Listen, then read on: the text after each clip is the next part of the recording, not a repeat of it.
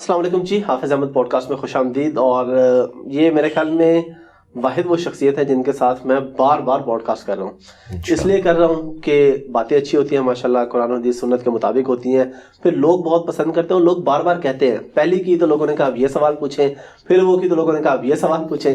تو میں دوبارہ پھر موجود ہوں انجینئر محمد علی مرزا صاحب کے پاس. علی بھائی تھینک یو ویری مچ. جی جزاک اللہ خیرہ. لا حول ولا قوۃ الا باللہ. اللہم صلی علی محمد وعلی آل محمد. شکریہ جی حافظ صاحب. رمضان شریف کی بابرکت رات میں آپ ہمارے پاس ہیں 1444 ہجری کے اندر. اللہ کا نام لے کے شروع کریں. علی بھائی پہلا سوال یہ ہے کہ جب دین کی خدمت کرنی ہوتی ہے، دین کا کام کرنا ہوتا ہے تو گنجائشیں نکلتی رہتی ہیں کوئی نہ کوئی. جی ہاں جی. کچھ لوگ گنجائش نکال لیتے ہیں کہ خواتین کو بھی انٹرویو دے دیں. چلے اگر ساتھ بیٹھ کے نہ دیں تو آن لائن دے دیں. پہلے ایسا تھا کہ آن لائن تھا، پھر آہستہ آہستہ وہ ساتھ بھی بیٹھ کے. تو آپ ایسی صورت کو کیوں نہیں نکالتے؟ ہمارے مشترکہ دوست ہیں آپ کے پاس، جب انٹرویو کے لیے آتے ہیں وہ کو ہوسٹ کرتے ہیں کسی فیمیل کے ساتھ، تو آپ فیمیل کو الاؤ نہیں کرتے. ہاں جی، اس کی ریزن یہ ہے کہ اسلام میں جو سیکس ڈسپلن ہے نا، یہ بہت سخت ہے. اس حوالے سے صحابہ کرام علیہم رضوان کی مبارک زندگیوں میں آپ کو کوئی ایسی چیز نہیں ملے گی. رسول اللہ صلی اللہ علیہ وآلہ وسلم کی شخصیت ایک یونیک پرسنالٹی تھی. وہ امت کے باپ بھی تھے. النبی اولیٰ بالمؤمنین من انفسہم وازواجہ امہاتہم.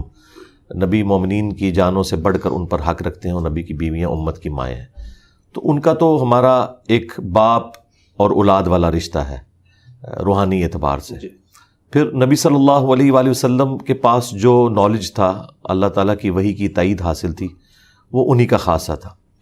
لیکن نبی صلی اللہ علیہ وآلہ وسلم کی وفات کے بعد امہات المومنین نے آپ صلی اللہ علیہ وآلہ وسلم کی آئلی زندگی کو ٹرانسفر کیا، تو وہ بھی پردے کے اندر. یعنی سیدہ عائشہ ماں ہونے کے باوجود قرآن کے حکم کے تحت ان کا پردہ ہے امتیوں سے. حتیٰ کہ سورۃ الاحزاب میں آیا کہ آپ نے پردے میں جو لین دین کرنا ہے، اس میں اپنی آواز بھی ایسی نہیں ہونی چاہیے کہ کسی کے دل میں کوئی روگ ہے تو وہ غلط طرف غلط انٹینشن کے ساتھ جائے. ظاہر ہے کہ وہ ایک سیکس تو بڑا پوٹنٹ جذبہ ہے، آپ کو پتہ ہے.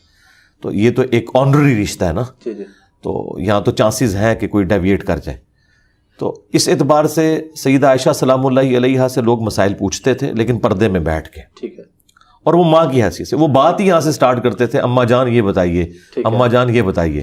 یعنی آپ سے جو عمر میں بڑے تھے وہ بھی آپ کو اماں جان کہہ کے پکارتے تھے. اس کے بعد یہ کوئی لیگیسی چلی نہیں آگے کہ تابعین نے کوئی درس لیے ہوں صحابیہ عورتوں سے یا تابعیہ عورتوں سے، تبع تابعین نے درس لیے ہوں. اس لیے میں تو ڈاکٹر فرحت ہاشمی ایک بہت بڑی آج کے دور کی اسکالر ہیں، اور قرآن کے حوالے سے ان کی بہت بڑی خدمت ہے. تو میں تو اسٹوڈنٹس کو کبھی یہ ریکمینڈ نہیں کرتا، میل اسٹوڈنٹس کو، کہ وہ ان کے درس سنیں، کیونکہ ان کے جو بولنے کا انداز ہے نا، اس طرح کے انداز کے ساتھ آپ مرد کے ساتھ گفتگو نہیں کر سکتے. یعنی جیسے ایک تھوڑا لچھے دار انداز. یہ میں ان کے لیے نہیں استعمال کر رہا، میں ذرا آسان اردو میں سمجھانا چاہ رہا ہوں. عورتوں کے لیے ان سے بیسٹ کوئی ٹیچر نہیں ہے، اور انہوں نے ریولوشن برپا کی ہے. میں اکثر کہتا ہوں کہ مولانا مودودی رحمہ اللہ کی 2 زندہ کرامتیں ہیں ان کے جانے کے بعد. ایک ڈاکٹر اسرار صاحب رحمہ اللہ تعالی جو اپنی ویڈیوز میں ابھی بھی زندہ ہیں، اور دوسری فرحت ہاشمی. تو یہ یعنی 2 لوگوں نے قرآن کے حوالے سے وہ کام کیا جو صدیوں میں کسی نے نہیں کیا. اور نہ صرف قرآن کے حوالے سے کام کیا، بلکہ ایسے اسٹوڈنٹ پروڈیوس کیے کہ جنہوں نے قرآن کی آواز دنیا کے ہر کونے تک پہنچائی، اور ان کے اندر وہ پیشن پیدا ہو گیا کہ ہم نے اب اس دعوت کو لے کے چلنا ہے. تو یہ جو آج کل علماء کا یہ والا سلسلہ شروع ہوا ہے نا جی، کہ جس میں یہ عورتوں کے ساتھ اس طریقے سے انٹریکشن کرتے ہیں، یہ انتہائی خطرناک ہے. اور میں یہ سمجھتا ہوں کہ یہ شیطان کا ایک بہت بڑا وار ہے علماء کو میلائن کرنے کے لیے. یہ آہستہ آہستہ وہ داخل ہوتا ہے نا. اب دیکھیں جامعہ ترمذی میں حدیث ہے، اور سنن نسائی الکبریٰ کے اندر موجود ہے. نبی علیہ السلام نے فرمایا کہ جہاں 2 اجنبی مرد و عورت ہوتے ہیں، تیسرا ان میں شیطان ہوتا ہے. اچھا، اس میں کوئی کہہ سکتا ہے کہ یہ تو ایک بالکل کوئی ایکسٹریم لیول پہ کوئی علیحدہ ہو جائے، جہاں پہ ایک پبلک گیدرنگ ہے اس میں فرق نہیں پڑتا. لیکن بہرحال جب آپ 1 to 1 انٹریکشن کر رہے ہوتے ہیں انٹرویو میں، اور آنکھوں کا بھی انٹریکشن ہوتا ہے، تو یہی وہ چیز ہے جس کو منع کیا گیا نا سورہ النور کے اندر، کہ پہلے مومن مردوں کو حکم دیا گیا ہے کہ انہیں حکم دو اے نبی علیہ السلام اپنی نگاہوں کو نیچا رکھیں، اور مومنہ عورتوں سے کہو کہ اپنی نگاہوں کو نیچا رکھیں. یعنی مرد و عورت جو ہیں یہ آپس میں اس طرح کا کوئی انٹریکشن نہیں کر سکتے نامحرم انٹرویو والا. اب دیکھیں مجھے بتائیں سورہ نور کے ہوتے ہوئے میں کس طرح یہ لوگوں کو الاؤ کروں کہ وہ قرآن کی تعلیمات کے خلاف چلتے ہوئے یہ والا معاملہ کریں انٹریکشن کا اس اعتبار سے. تو میرا خیال ہے عورتوں میں ایسے یعنی ایسی اینکرز موجود ہیں جو ان کا اچھا انٹرویو کر سکتی ہیں, تو وہ کریں اور اچھے طریقے سے اپنی بات ان تک وہ پہنچائیں, بہت اچھی بات ہے. لیکن مردوں کے ساتھ جب انٹریکشن ہوگا نا جی, وہ پھر بقول خان صاحب کے خطرناک نہیں خطرے ناک ہو جائے گا, اور وہ بات پھر آگے یعنی ایک اس طریقے سے اس میں شیطان داخل ہوتا ہے کہ باقی لوگ پھر جو باتیں کرتے ہیں اور پھر دل کا روگ جو ہے وہ بعض اوقات سامنے آنا شروع ہو جاتا ہے. ظاہر ہے شیطان تو ہر ایک بندے کے ساتھ اٹیچ ہے نا, تو اس اعتبار سے آپ دیکھیں اسلام میں عورت کی آواز کا بھی مرد کے پوائنٹ آف ویو سے پردہ ہے. بخاری مسلم میں حدیث ہے اگر مرد امام بھول جائے گا تو مرد اسے سبحان اللہ کہہ کے غلطی پر مطلع کریں گے, اور عورتیں سبحان اللہ نہیں کہیں گی, تصفیق ہاتھ پہ ہاتھ ماریں گی. اب مجھے بتائیں سبحان اللہ کہنے کی بھی ممانعت ہے, اس میں بھی آواز کا بلند کرنا عورت کے لیے مردوں کی موجودگی کے اندر یہ منع ہے. تو آپ سیکس ڈسپلن کا اندازہ لگا سکتے ہیں. فرائیڈ نے تو کچھ عرصہ پہلے ہمیں بتایا نا کہ سب سے امپورٹنٹ جذبہ سیکس کا ہے, لیکن اسلام نے تو بہت عرصہ پہلے کہہ دیا زین للناس حب الشہوات من النساء. اس میں کوئی عورتوں کی تزلیل نہیں ہے, ان کے لیے آنر ہے کہ عورت اللہ تعالیٰ نے ایک اٹریکٹفل چیز بنائی ہے, اسی لیے اسے پردے کا حجاب کا حکم دیا گیا, یہ اس کے لیے آنر ہے. یعنی مرد کے ساتھ اگر اسے کمپیئر کیا جائے تو وہ اسے پازیٹیولی اس اعتبار سے دیکھے. عورت کا مطلب ہی ہے پردے کی چیز, ہم کہتے ہیں ستر عورت, مرد کی چھپانے کی چیز, تو چھپانے والی عورت کا مطلب ہی چھپانے کی چیز ہے. تو یہ عورت کے لیے آنر ہے کہ مرد اس کے لیے کما کے لاتا ہے, اسے گھر میں ایک ملکہ بنا کے رکھتا ہے. تو میرا خیال ہے اللہ تعالیٰ نے اسے اتنا بڑا سٹیٹس دیا ہے تو وہ اس کو اویل کرے.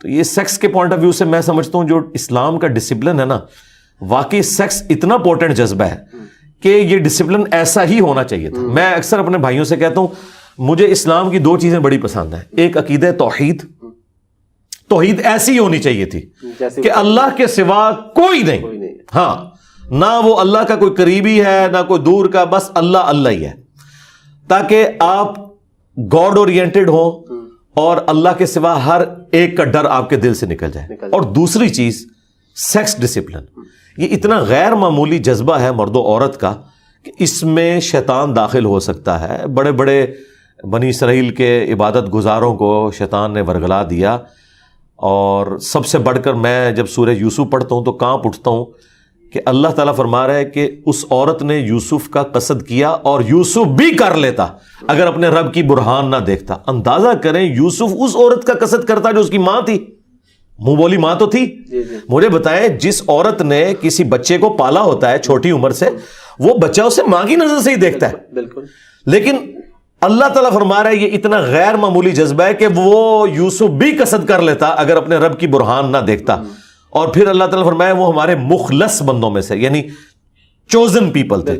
ایک ہے مخلص, اخلاص شو کرنے والا, وہ مخلص تھے. تو وہ تو مخلص تھے, باقی تو مخلص نہیں ہے. اس لیے اس اعتبار سے انسان کو بہت احتیاط کرنی چاہیے.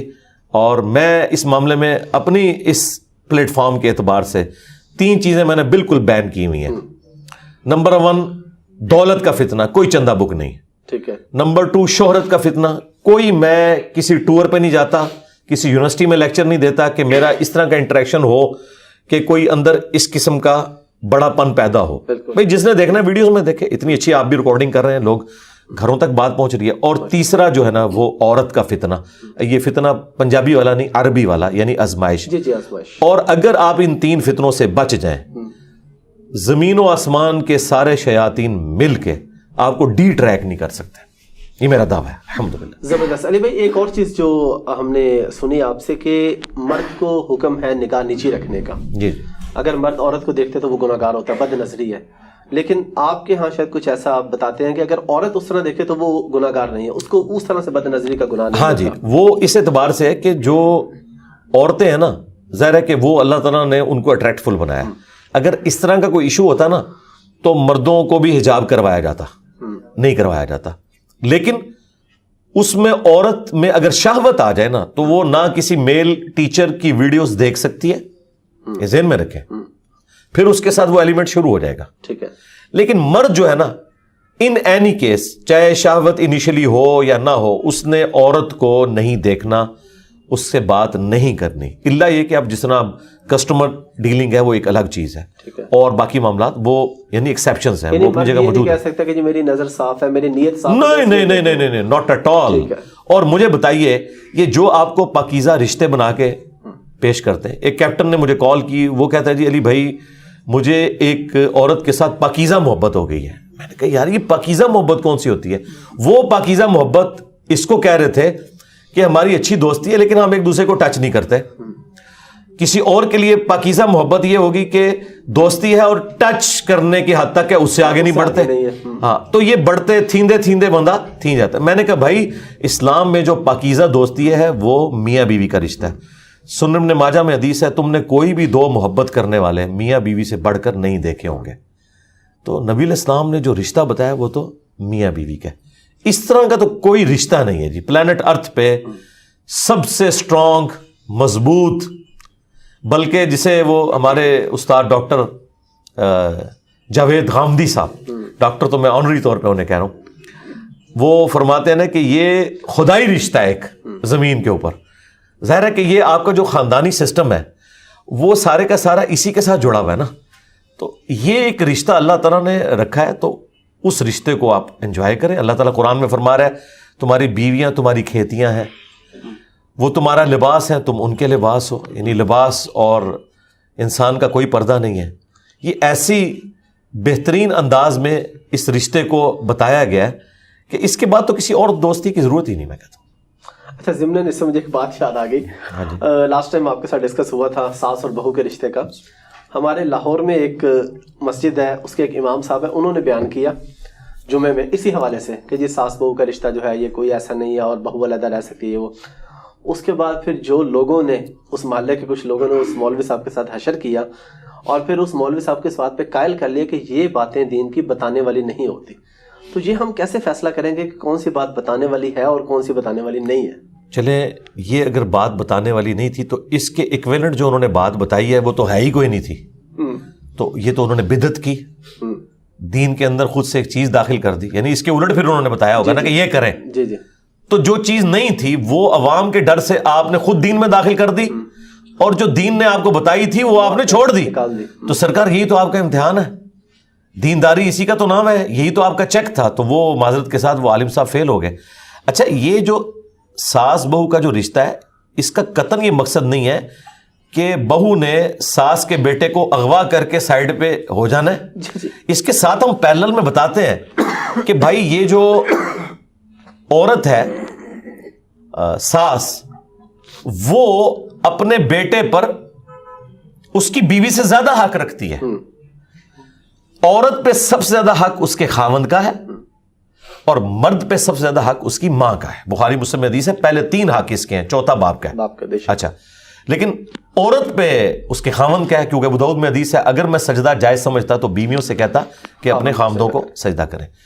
یہ الگ ہونے کا قطعاً یہ مقصد نہیں ہے کہ کوئی مرد اپنے ماں باپ کو گلنے سڑنے کے لیے چھوڑ دے, ان کے ساتھ حسن اخلاق سے پیش نہ آئے, نعوذ باللہ وہ بیمار ہو جائیں, وہ انہیں ہاسپٹل نہ لے کے جائے, ان کی تیمارداری نہ کرے. یہ بالکل نہیں ہے, یہ سارا کچھ مرد نے کرنا ہے. لیکن مرد کی بیوی نے نہیں کرنا, مرد نے کرنا ہے, چاہے وہ جس طریقے سے بھی کرے. اگر وہ یہ سمجھتا ہے کہ میری بیوی کرے تو ٹھیک ہے, پھر کچھ دو کچھ لو, آپ جا کے اپنی بیوی کی ماں کی خدمت کرنی شروع کر دیں. تو آپ اس طرح کا اگر کوئی ایگریمنٹ کرنا چاہتے ہیں آپس میں تو وہ ضرور کریں, اس پہ کوئی بائنڈنگ نہیں ہے.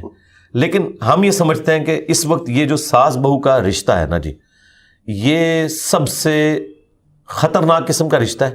اس کی وجہ سے لوگوں کے گھر بھی اجڑ جاتے ہیں اگر ساسیں صحیح طریقے سے ڈیل نہ کریں. اور اس میں میجورٹی قصور ساسوں کا ہوتا ہے. وہ کہتی تو ہیں کہ یہ بیٹی ہے میری. دیکھیں, بیٹے کی شادی کرنے سے پہلے عورتیں اپنے خامدوں کے ساتھ لڑتی ہیں اپنی بھانجیوں اور بھتیجیوں کے حق میں. اپنی اولاد کے بارے میں وہ سن لیں گی, لیکن اپنی بہن کی بیٹی, اپنے بھائی کی بیٹی کے بارے میں ایک لفظ نہیں سنتی.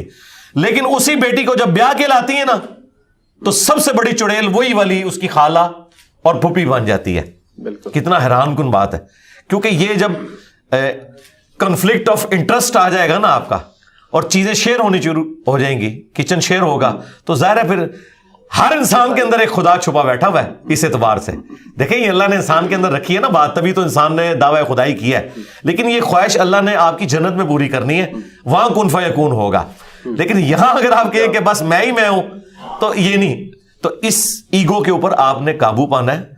آپ دیکھیں آج تک کسی عورت نے محلے کی بوڑھیوں کے سامنے اپنی سگی بیٹیوں کی شکایت نہیں کی کہ میری بیٹی تو چھٹی والے دن سوئی رہتی ہے اور 11 بجے اٹھتی ہے، لیکن بہو بیچاری 9 بجے بھی اٹھے وہ بتایا جاتا تو ہے. پورے محلے کو بتاتی ہے. تو یہ کس طرح وہ دعویٰ کرتی ہے کہ میں اسے بیٹیوں کی طرح ٹریٹ کرتی ہوں؟ اور پھر ذرا اسی ساس سے پوچھیں کہ تمہاری جو بیٹی ہے اس کا شوہر کیسا ہونا چاہیے، تو وہ تو کہے گی کہ رن مرید ہو. بالکل. تو بس پھر جو اپنے لیے پسند کرتے ہو بخاری مسلم میں ہے وہی دوسرے کے لیے بھی پسند کرو. یہ ایمان کی ایک بنیادی علامت ہے. تو میرا خیال ہے انسان اپنے آپ کو دوسری جگہ پہ رکھ کے دیکھے نا، تو اللہ کے فضل سے انسان اپنا جب آئینے میں منہ دیکھتا ہے نا، اسے پتہ چل جاتا ہے کہ میں کہاں پر غلط ہوں. سیدھی سی بات ہے جی. اچھا علی بھائی، اسلام میں سلام کا کافی کہا گیا، تو سلام اور مصافحے کا آپس میں کیا تعلق ہے؟ مصافحہ ایک ہاتھ سے ہے، 2 ہاتھ سے ہے؟ جس طرح ہم اکثر دیکھتے ہیں کہ اگر 2 ہاتھوں سے نہیں کیا تو وہ جی گستاخی ہے، یا سنت کے مطابق، حدیث کے مطابق کیا ہے؟ دیکھیں سنت کے مطابق تو سلام زبان سے کہہ لینا کافی ہے. ٹھیک ہے.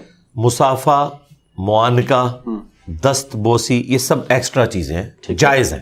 ٹھیک ہے. اپنی حدود اور قیود کے اندر. لیکن جو اصل ہے نا وہ السلام علیکم کہنا ہے، یا السلام علیکم ورحمۃ اللہ. وہ ابو داؤد میں حدیث ہے کہ جو السلام علیکم کہتا ہے تو تم ایک لفظ ایڈ کر کے اسے جواب دو، پروٹوکول دو.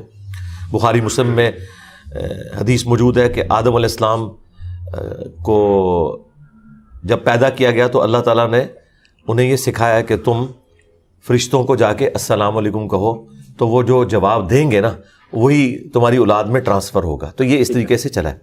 اس کے مختلف سیکھیں ہیں. صرف سلام یہ بھی سلام ہو جاتا ہے، اور یہ قرآن میں ہے. دیکھیں لوگ کتنے حیران ہوتے ہیں اگر آپ کسی کو کہیں نا سلام، وہ کہے گا پتہ نہیں اس نے مجھے کوئی ٹنڈا سا سلام کیا، یہ مجھے اچھا نہیں سمجھتا. تو قرآن میں ہے کہ حضرت ابراہیم علیہ السلام کے پاس جب فرشتے آئے انسانی شکل میں تو انہوں نے کہا تھا سلام، انہوں نے کہا سلام سلام، السلام علیکم، السلام علیکم ورحمۃ اللہ، السلام علیکم ورحمۃ اللہ وبرکاتہ. یہ آپ سارے الفاظ استعمال کر سکتے ہیں. تو یہ بیسیکلی دعا ہے، اور اس دعا کی برکت آپ دیکھیں نبی علیہ السلام نے فرمایا کہ میں تمہیں ایک ایسی چیز سکھاتا ہوں کہ جس سے تم آپس میں باہمی محبت میں بن جاؤ گے، اور وہ یہ ہے کہ سلام کو عام کرو. اور اس کی برکت یہ ہے کہ آپ جب کسی کو سلام کرتے ہیں نا تو ایک دوسرے کے ساتھ آپ فیملیئر ہو جاتے ہیں، ایک ڈر کا رشتہ ختم ہو جاتا ہے. آپ اندھیری رات میں جا رہے ہیں، سامنے سے کوئی بڑے قد بد والا بندہ آتا ہے اور 3-4 بندے اس کے ساتھ ہیں، وہ چور بھی ہو سکتا ہے، کوئی اور بھی ہو سکتا ہے، لیکن اگر وہ چلتے ہوئے دور سے یہ السلام علیکم تو آپ کا سارے کا سارا خوف ظاہر ہو جائے، اپنائیت فیل ہوگی. اس لیے اور دیکھیں یہ چیز ادھر نہیں، قرآن میں ہے کہ جنتی بھی ایک دوسرے کو سلام سلام کہیں گے. اللہ تعالیٰ بھی جنتیوں پر سلامتی بھیجے گا، اور یہ اللہ تعالیٰ کا نام بھی ہے سلام. ٹھیک ہے. اللہم انت السلام ومنک السلام تبارکت یا ذا الجلال والاکرام. یہ مسلم شریف میں حدیث ہے. نبی علیہ السلام فرض نماز کے بعد جب تک یہ دعا نہیں پڑھتے تھے نا، آپ قبلہ رخ سے اپنا رخ انور پبلک کی طرف نہیں کرتے تھے، یہ دعا پڑھا کرتے تھے.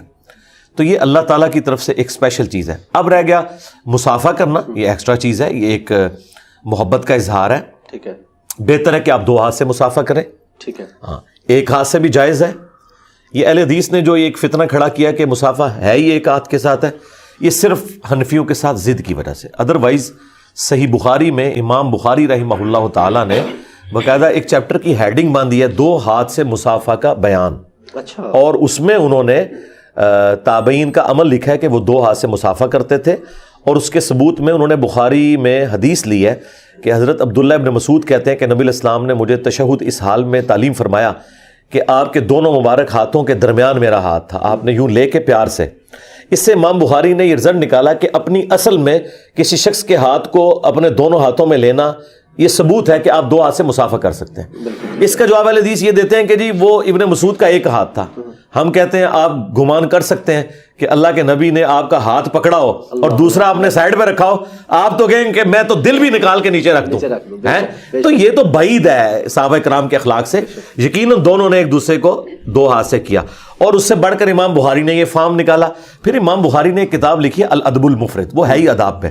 اس میں صحیح سند کے ساتھ یہ حدیث ہے. شیخ البانی, شیخ زبیر لزئی جو اہل حدیث کے ہاں ایک بڑے محققین ہیں, دونوں نے اس کی صحت کو صحیح کہا کہ سلمہ ابن اکوع کو 2 تابعین ملنے کے لیے گئے, تو انہوں نے اپنے 2 ہاتھ یوں ان کے سامنے نا گفتگو کے دوران ہی نا کوئی بات آئی تو انہوں نے کہا یہ ہیں میرے وہ 2 ہاتھ جن سے میں نے نبی علیہ السلام کے ساتھ مصافحہ اور آپ کے ہاتھ پہ بیعت کی. تو وہ تابعین ایک دم کھڑے ہو گئے, یعنی وہ تو ان کے ہوش ہی اڑ گئے نا, کہ یعنی وہ جس طریقے سے اظہار کرتے انہوں نے ان کے ہاتھ کو پکڑا اور چوما. یہ اصل ہے کہ آپ کسی بزرگ کے ہاتھ کو چوم سکتے ہیں جو اپنی عبادت نہ کرواتا ہو, کوئی بڑا ہو, آپ کا ٹیچر ہو, آپ کی والدہ ہے, آپ کے والد ہیں, لیکن اس میں آپ نے حد رکوع نہیں جھکنا, آپ نے اس کے ہاتھ کو بلند کرنا ہے. آپ دیکھیں غامدی صاحب سے میری 2020 میں ملاقات ہوئی, تو وہ میری ایک ویڈیو کافی ایک تصویر وائرل ہوئی, اس پہ کچھ علماء نے بھی کہا کہ دیکھو جی کس بندے کے ہاتھ یہ چوم رہا ہے, اور ہمیں تو یہ کہتا ہے کہ میں تو میرے بھائی بریلوی دیوبندی اہل حدیث علماء کے بھی ہاتھ چومتا ہوں, ٹھیک ہے, لیکن حد رکوع نہیں جھکنا. اس کو اٹھائیں, اس لیول پہ لے کے آئیں کہ آپ کے ہاتھ گھٹنے تک نہ پہنچے, چومیں. یہ بھی سنت ہے, یعنی صحابہ کرام کی سنت ہے. ترمذی ابو داؤد میں موجود ہے کہ کچھ یہودی نبی علیہ السلام کو ملنے ہیں, انہوں نے سوال و جواب شروع کیے تو وہ اتنے امپریس ہوئے کہ انہوں نے رسول اللہ کی تصدیق کی اور نبی علیہ السلام کے ہاتھ اور پاؤں بھی چومے. لیکن پاؤں چومنے کا جو پروٹوکول ہے نا, یہ صرف پروفٹ کے لیے ہے, بعد میں کسی کے لیے یہ ثابت نہیں کہ کسی نے اس طرح پاؤں چومے ہوں. البتہ ہاتھ چومنا, 2 ہاتھ سے مسافہ کرنا, 1 ہاتھ سے مسافہ کرنا, یہ سارے طریقے درست ہیں, یہ آپ کر سکتے ہیں. اچھا علی بھائی, داڑھی کے مسئلے پہ ڈیٹیل ڈسکس پبلک کے لیے تو ہو چکی تھی. جی. امام کا مسئلہ بتائیں کہ اگر چھوٹی داڑھی والا ہے یا کلین شیو ہے, اس کے پیچھے نماز ہو جاتی ہے یا کچھ خاص کنڈیشن میں ہو جاتی ہے یا ہمیشہ ہی ہو جاتی ہے؟ آپ کا کیمرہ سچ سن لے گا, بالکل سنے گا انشاءاللہ. اور لاسٹ ٹائم بھی آپ کو پتہ ہے, آپ نے پوچھا تھا. ہاں جی, دیکھیں جی, سب چلا, ہم جس طرح کئی مواقع کے اوپر علماء کو علمی دعوت فکر دیتے ہیں, یہاں پہ بھی دیں گے کہ ہمیں وہ حدیث بتائیں جس میں لکھا ہے کہ داڑھی جو ہے وہ امامت کی شرط ہے. مجھے بتائیں داڑھی مڈانا بڑا گناہ ہے یا جھوٹ بولنا بڑا گناہ ہے؟ جھوٹ بولنا قرآن میں لعنت آئی ہے, وعید آئی ہے. اگر جھوٹ بولنے والے علماء ممبروں پر بیٹھ سکتے ہیں اور ہمیں نمازیں پڑھا سکتے ہیں, تو بغیر داڑھی والے کیوں نہیں پڑھا سکتے؟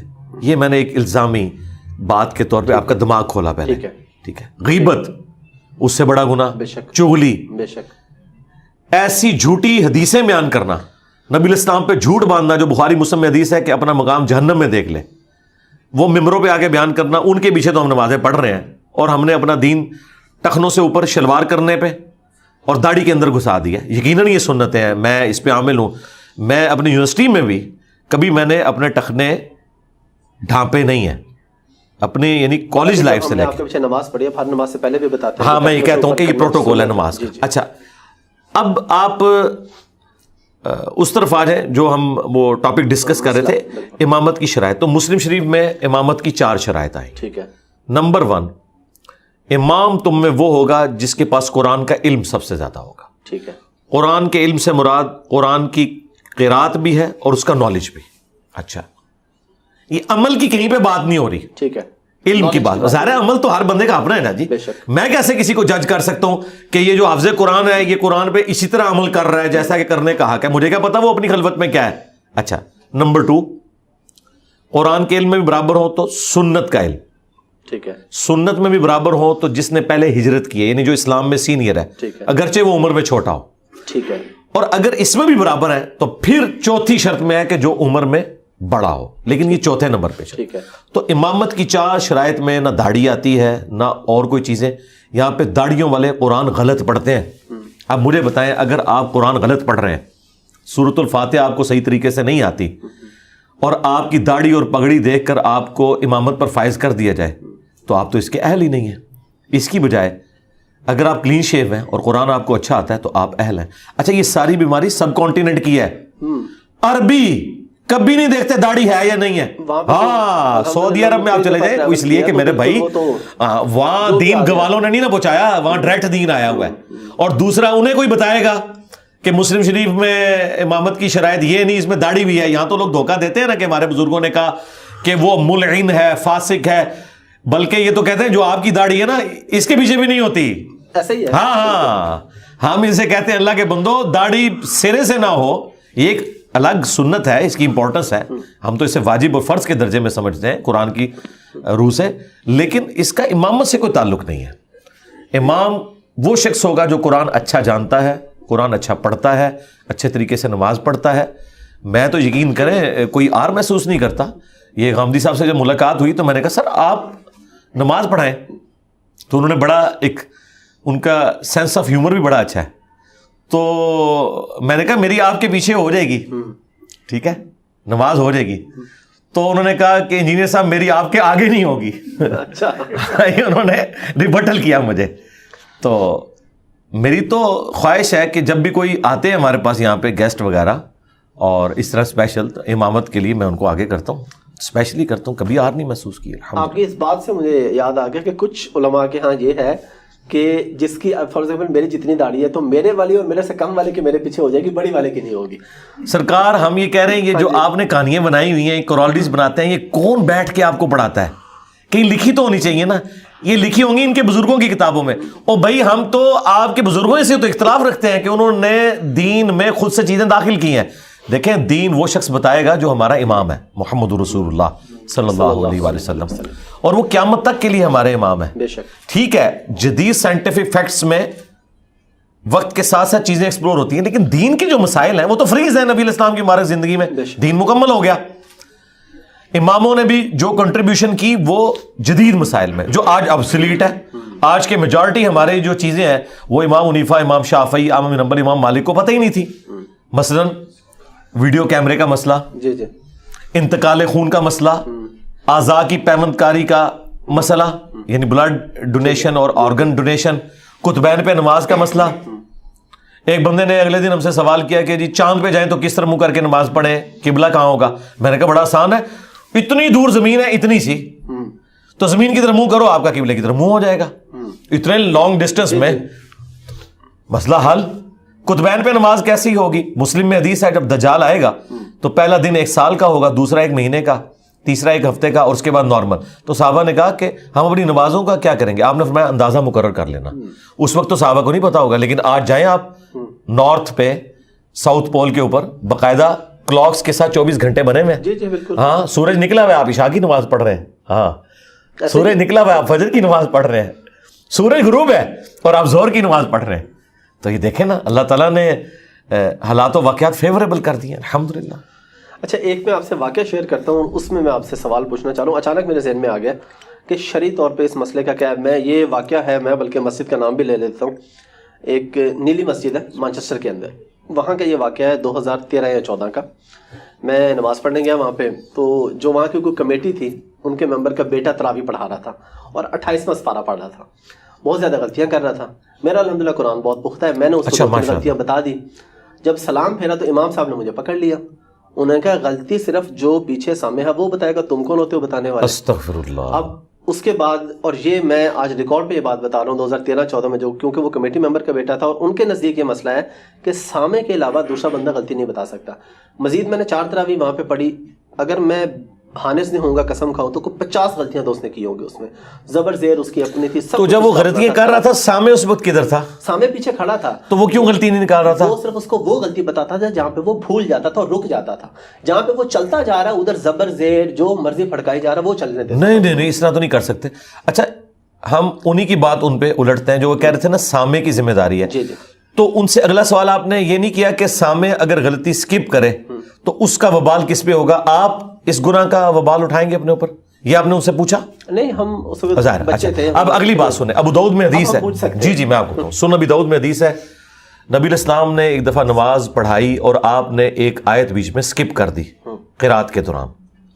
نماز پڑھ کے جب فارغ ہوئے تو ایک صحابی نے نبی الاسلام کے پاس جا کے کہا یا رسول اللہ آپ نے یہ آیت چھوڑ دی تھی بیچ میں. تو آپ نے ان کی سرزنش فرمائی. آپ نے فرمایا تم نے مجھے نماز میں ٹوکنا تھا. آپ نے تو نہیں فرمایا کہ میرا سامنے جو ہے وہ ابو بکر ہے یا عمر ہے یا عثمان ہے یا علی ہے, وہ عام صحابی تھے. تو انہیں بتائیں کہ تم کس نبی کے ماننے والے ہو. نبی علیہ السلام نے تو سب کو اجازت دی ہے. پھر بخاری مسلم میں حدیث ہے, نبی علیہ السلام نے ایک دفعہ زور کی 2 رکعتیں پڑھائی, سلام پھیرا اور مسجد سے بھی باہر نکل گئے. اب سارے صحابہ جو ہے نا وہ رسپیکٹ والے اس میں تھے. ایک صحابی جنہیں ذو الیدین کہا جاتا تھا, 2 ہاتھوں والا, وہ 2 ہاتھوں والا اس لیے کہا جاتا تھا کہ ان کے ہاتھ بڑے بڑے تھے. وہ نبی علیہ السلام کے پاس جا کے مسجد کے دروازے پہ کھڑے ہو گئے. ان کا یا رسول اللہ نماز کم ہو گئی ہے یا آپ بھول گئے؟ تو نبی علیہ السلام نے فرمایا کہ نہ نماز کم ہوئی ہے اور نہ میں بھولا ہوں. یعنی نبی علیہ السلام یہ بھی بھول گئے کہ وہ بھول چکے ہیں. اللہ اکبر. آپ پورے کانفیڈنٹ تھے کہ میں نے 4 رکعتیں پڑھائی ہیں. ان کا یا رسول اللہ آپ نے 2 رکعتیں پڑھائی ہیں. آپ نے فرمایا میں نے 2 رکعتیں پڑھائی ہیں. پھر آپ نے باقی کی طرف دیکھا, کہا یہ ٹھیک کہہ رہا. پھر ایک ایک کر کے ساروں کو کانفیڈنس آیا. اچھا, نبی علیہ السلام اسی وقت واپس مڑے, 2 رکعتیں جو رہ گئی تھی وہ پوری کی, ٹھیک ہے, سجدہ صاف کیا. یہ لوگ کہتے ہیں کہ آپ اگر جگہ بھی بدل لیں, کسی سے بات کر لیں, تو یہ حدیث میں یہ لکھا ہوا ہے کہ ایسا ہوا. یہ دوبارہ سے نماز پڑھواتے ہیں. اچھا, پھر نبی علیہ السلام نے سلام پھیر کے خطبہ دیا. آپ نے فرمایا میں بھی ایک انسان ہوں, جس طرح باقی لوگ بھولتے ہیں میں بھی بھول جاتا ہوں. جب میں بھول جاؤں تو تم مجھے یاد کروا دیا کرو. اندازہ کریں یار, آپ کا امام وہ ہے جس کے اندر کوئی تکلف نہیں بات بتانے میں. بخاری میں حدیث ہے, نبی علیہ السلام ایک دفعہ مسجد میں فجر پڑھانے آئے, آپ فرمایا رک جاؤ. واپس گئے. صحابہ کہتے ہیں آپ اس حال میں آئے کہ آپ کی مبارک زلفوں سے پانی ٹپک رہا تھا. اہل حدیث نے یہ حدیث یہ بتانے کے لیے رکھی ہوئی ہے کہ حضور ننگے سر نماز پڑھ رہے تھے. اب میں غسل کر کے اگر پگڑی پہن کے ہوں تو یہ تو کتنی دیر تک یہ پانی نکلتا رہتا ہے, کیونکہ زلفیں رکھی ہوئی تھی نبی علیہ السلام نے, لمبے بال تھے, گیسو تھے. تو آپ نے آگے صحابہ کو خود فرمایا کہ میں جنبی تھا لیکن میں غسل کرنا بھول گیا. اور آپ مسجد میں بھی آ گئے. آپ واپس گئے, ٹھیک ہے, اور آپ نے اس کا اظہار کیا. یہ دیکھیں نبی علیہ السلام یقین کریں ہمارے لیے رول ماڈل اس لیے ہیں کہ آپ ایک کامن انسان تھے. جس طرح ایک کامن انسان ڈیل کرتا ہے تبھی آپ کے لیے رول ماڈل ہو سکتے ہیں نا. اگر آپ ایک عزت کا اور وہ والا رشتہ اس لیول کے اوپر لے جائیں کہ کوئی آپ سے بات کرتے ہوئے ریلیکٹنٹ ہو, تو آپ کے لیے وہ کیسے وہ شخص رول ماڈل ہو سکتا ہے. صحابہ کرام تو بالکل آپ کے ساتھ کلیئر کٹ گفتگو کرتے تھے. ایک شرعی مسئلہ ہے جو بخاری شریف میں حدیث موجود ہے کہ اگر غلام اور جو کنیز جو ہوتی ہیں, جو لونڈیاں ہوتی تھی, ان کی آپس میں شادی ہو نا, ان میں سے اگر ایک بھی آزاد ہو جائے نا, اگر وہ کنیز آزاد ہو جاتی ہے تو وہ پھر آزاد عورت ہے. وہ چاہے تو اپنے مرد کے ساتھ رہے چاہے نہ رہے. یہ شرعی مسئلہ ہے. ٹھیک ہے, وہ عورت ہوگی آزاد اور مرد ابھی تک غلام تھا. اس نے کہا میں نے تمہارے ساتھ نہیں رہنا. بخاری کے الفاظ ہیں وہ مدینے کی گلیوں میں روتا تھا اپنی بیوی کے لیے. ہاں, کوئی وہ اس نے کوئی افیئر نہیں چلایا ہوا تھا, اور اس کی داڑھی آنسوں سے تر ہو جاتی تھی. اس کی یہ حالت دیکھ کے حضور کو ترس آیا. آپ نے اس بیوی کو بلایا, کہا کہ تو اسی کے ساتھ رہ. اس نے کہا یا رسول اللہ یہ آپ مجھے حکم دے رہے ہیں یا مشورہ دے رہے ہیں؟ ہائے ہائے ہائے, آپ سوچ سکتے ہیں یہ کانفیڈنس امتیوں کو نبی علیہ السلام نے دیا ہوا تھا. بے شک. تو نبی علیہ السلام فرمایا میں حکم نہیں دے رہا, اللہ کا حکم تو نہیں میں بدل سکتا, میرا ایک مشورہ ہے. تو اس نے آگے سے کہا یا رسول اللہ پھر میں یہ مشورہ نہیں مانتی. ہاں, یہاں اگر کوئی تحریک چلی ہوئی ہوتی 295C اس پہ لگی ہونی تھی, FIR اس پہ کٹی ہونی تھی, اور کوئی مجاہد ملت کھڑا ہو جاتا, اس عورت کو جنت میں پہنچاتا اور اپنی جہنم پکی کر لیتا. اس نے تو جنت میں جانا تھا, اس نے اپنی جہنم بنا لینی تھی. بالکل. علی بھائی اسی سے ریلیونٹ ایک سوال کہ امام اگر غلطی کرے اور پیچھے کوئی نہ بتا سکے تو جو نماز سے باہر کو بندہ بیٹھا ہوا ہے وہ بتائے تو کیا نماز خارج ہو جاتی, فاسد ہو جاتی؟ نہیں, باہر والے کو ویسے تو انٹریکشن اس کے ساتھ نہیں کرنی چاہیے, ٹھیک ہے, لیکن اگر باہر والا بتاتا ہے تو یہ فقہ حنفی والوں نے ایک مسئلہ بنایا ہوا ہے کہ نماز جو ہے وہ فارغ ہو جائے گی. کیوں فارغ ہو جائے گی؟ خام خواہ آپ نے یہ چیزیں بنائی ہوئی ہیں, اس سے کوئی فرق نہیں پڑتا. باہر والا بھی بتا دے تو کوئی فارغ نہیں ہوگی. اور دوسرا اصل ایشو میں آپ کو بتاؤں کہاں ہوا ہے. یہ جو سامع ہے نا, ہمیشہ ان کی منزل آپ کو پتا ہے اس پڑھانے والے سے کمزور ہوتی ہے. جی جی, جو کمزور ہوتا ہے اسے سامنے بنایا جاتا ہے. اور منو دسو نہ لے دے دہلا, صحیح بات. نیلے میں دہل ہے. اب مجھے بتائیں جب سامع کمزور والے کو بنایا جاتا ہے اور وہ اس قابل نہیں ہوتا کہ امامت کروا سکے تو کہتے ہیں تو سامع بن جا. انہیں پھر غلطیاں کی کرنی ہیں. اس کا بڑا آسان سا طریقہ ہے کہ مصحف ہاتھ میں پکڑے. فقہ حنفی نے جہاں مار کھائی ہے نا وہ یہ ہے کہ یہ کہتے ہیں مصحف آپ نے ہاتھ میں پکڑا, اس سے ایک لفظ بھی پڑا آپ کی نماز فاسد. اب ان کو کون بتائے کہ بخاری میں لکھا ہے کہ زکوان ایک غلام تھا سیدہ عائشہ کا جو رمضان میں قیام اللیل کرواتا تھا مصحف ہاتھ میں پکڑ کے. امام بخاری نے باقاعدہ چیپٹر کی ہیڈنگ میں لیا اور اس کی پوری سند المصنف ابن ابی شیبہ کے اندر اور سنن الکبریٰ البیہقی کے اندر موجود ہے. تو صحابہ کرام تو یہ کرتے تھے. مصنف ابن ابی شیبہ میں تو یہاں تک موجود ہے کہ یہ تو میں نے آپ کو بتایا کہ وہ مصحف پڑھ کے امامت کرواتا تھا. وہاں پہ کہ صحابہ کرام سامع ہوتے تھے, قرآن کو ہاتھ میں پکڑتے تھے. کوئی ڈیسک رکھا ہوتا تھا, سجدے میں جاتے وقت اس کے اوپر رکھ دیتے تھے. نہ بھی رکھیں آپ, اگر زمین پہ بھی رکھتے ہیں کوئی ایسا مسئلہ نہیں, بس اس کو پاؤں نہ ٹچ کریں. آپ تولیہ کوئی رکھ لیں فولڈ کر کے, کوئی تکیہ رکھ لیں, کوئی ایسا ایشو نہیں ہے. رسپیکٹ تو وہ اللہ تعالیٰ نے جانچنی ہے کہ کسی کے اندر کتنی ہے. تو یہ جو مسئلہ انہوں نے گھڑا ہے کہ آپ مصحف پکڑ نہیں سکتے. آپ سعودی عرب میں جائیں, آپ دیکھیں رمضان میں لوگوں نے مصحف پکڑے ہوتے ہیں. یہ مصحف اگر انہوں نے پکڑے ہوتے ہیں نا, نہ امام غلطی کھاتا اور نہ ہی سامع جو ہے وہ اس طرح چیپلی اسے آگے بھاگنے دیتا. اور اب تو اس سے بھی اگلا ورژن آ گیا, smart phone air flight mode میں لگائیں, آپ وہ کھولیں, رمضان میں تراویح کو انجوائے کریں. ہم اپنے دوستوں کو کہتے ہیں کہ آپ دیکھیں انسانی دماغ پیرل میں صرف 2 کام کر سکتا ہے, تیسرا وہ کر ہی نہیں سکتا. وہ 2 کام آپ کریں. جب وہ قرات کر رہے ہیں آپ عربی پہ نظر رکھیں, نیچے نیچے اردو دیکھتے جائیں. میں آپ کو کہتا ہوں پوری نماز میں آپ کو وسوسہ ہی نہیں آئے گا. تیسرا کوئی چیز وہ دماغ سوچ ہی نہیں سکتا. تو پیرل میں آپ کا قرآن بھی کور ہوگا. یقین کریں جو 1.5 گھنٹے کی تراویح آپ کو لگتا ہے کہ 1.5 سال کی ہوگی ہے نا, آپ کہیں گے یہ فوراً ختم ہوگی. میں آپ کو بتاؤں کہ مجھے قرآنک عربی اچھی آتی ہے, یعنی میں قرآن کا ترجمہ کہیں سے بھی کر لیتا ہوں. حدیث والی عربی جو وہ ظاہر ہے کہ وہ اس طرح یوز ٹو نہیں ہو. تو میں تو اتنا انجوائے کرتا ہوں قرآن سننے کو. میں کہتا ہوں کوئی اچھا پڑھنے والا ہو پوری رات سناتا رہے, انٹرسٹ نہیں لوز ہوتا. یہ ایک ایسی کتاب ہے کہ آپ کا انٹرسٹ لوز نہیں ہوتا. یہ جو لوگ رکوع کا انتظار کرتے ہیں نا تراویحوں میں, وہ ٹھیک کرتے ہیں بیچارے, ان کا کیا انٹرسٹ ہے. ہاں, ایک تو انہیں ان کا ترجمہ نہیں پتا, پلس عربی بھی نہیں نہ سمجھ آ رہی. یعلمون تعلمون ہے نا. بالکل. ہمارے محلے میں ایک مسجد تھی, وہ حافظ قرآن پورا مہینہ 2-4 صورتیں ہی نا آگے پیچھے کر کے انہیں سناتا رہا, اور وہ خوش تھے کہ ہمارا قرآن چل رہا ہے.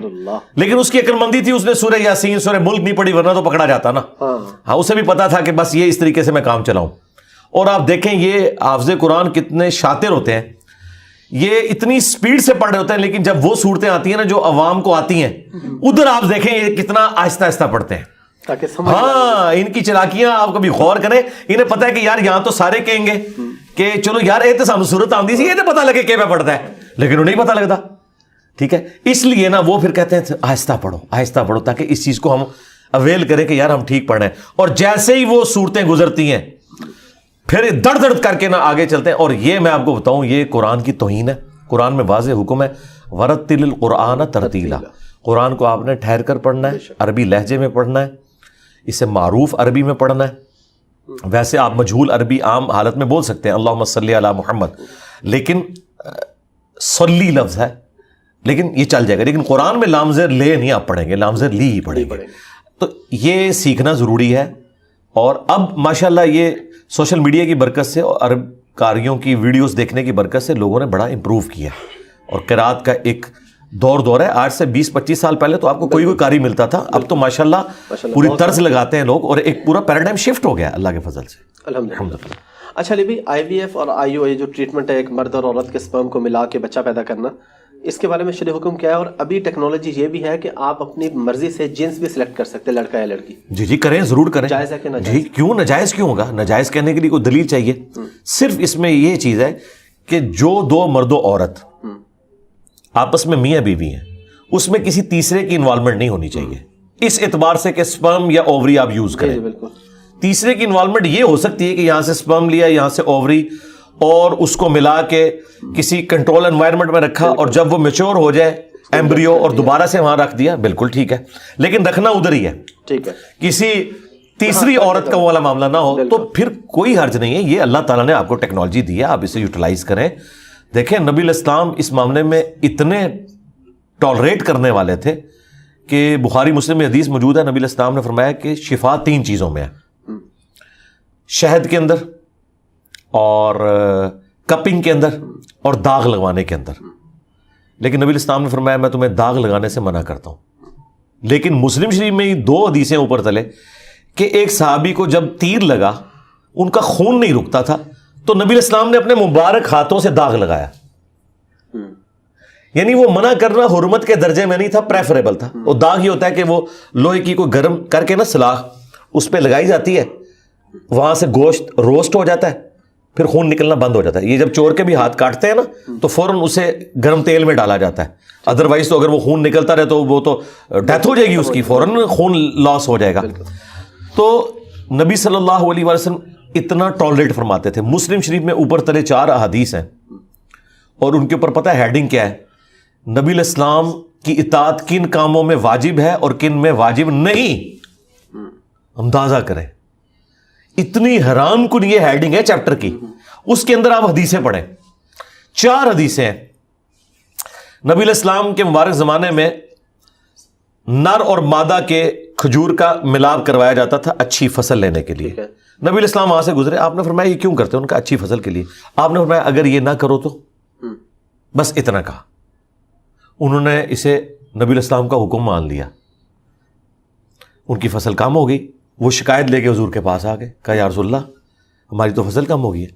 آپ نے فرمایا کہ میں نے تمہیں کو منع تو نہیں کیا تھا, اگر میں اللہ کے حوالے سے کوئی دین کی بات بتاؤں وہ لیا کرو, لیکن اگر میں تمہارے دنیاوی کام میں تمہیں کوئی مشورہ دوں تو وَأَنْتُمْ أَعْلَمُ بِأَمْرِ دُنْيَاكُمْ, تم دنیا کے کاموں کو مجھ سے بہتر جانتے ہو.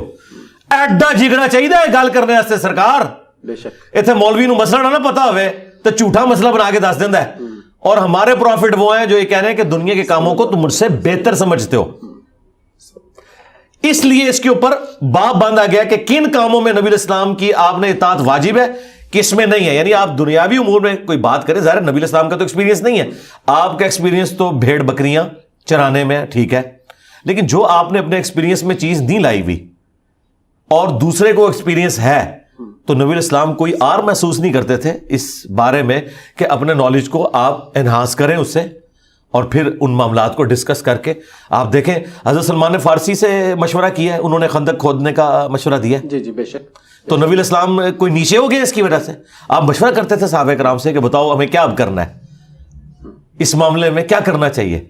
تو لیڈر وہ ہوتا ہے جو اپنی لیڈرشپ کو سائڈ پہ رکھتے ہوئے ان معاملات میں اپنے ساتھیوں کو ساتھ لے کے چلے. اور قرآن میں ہے نبی علیہ السلام کو اللہ تعالیٰ نے حکم دیا, غزوہ احد کے موقع پر صحابہ کے غلط مشورے کی وجہ سے یہ فتح شکست میں بدلی تھی.